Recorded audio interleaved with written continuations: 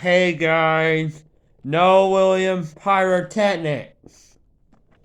We are starting our new era. New Year's Eve 2022-2023. We are getting the first stash of it on August 1st, 2022. This is when we get the first of the New Year's. And how we're going to do this is no fountains. All aerial. Rapidly fired. We're thinking about rapid firing them at midnight. So, hopefully that happens. And it will happen on August 1st, 2022.